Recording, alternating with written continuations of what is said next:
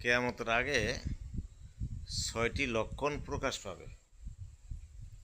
দুনিয়া হবে মানুষের লক্ষ্যবস্তু, জিনা হবে সাধারণ কাজ। কিয়ামতের কথা শুনলেই মানুষ তুচ্ছ তাচ্ছিল্য করবে। হালাল হারামের কোনো যাচাই বাছাই থাকবে না। কোরআন পড়বে গলার সুরের মতো। লজ্জা বিলকুলই থাকবে না। আর পর্দা উঠে যাবে।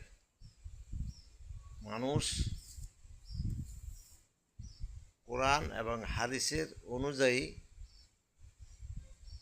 যদি না চলে তখন এই লক্ষণগুলোই প্রকাশ পাবে। আর এটাকেই বলে কিয়ামতের আলামত।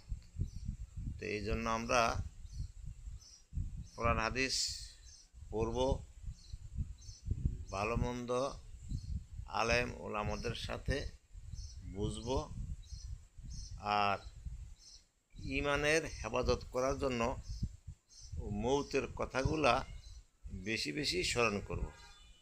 তাহলেই আল্লাহ পাক আমাদেরকে নাজাত দিয়ে দেবেন।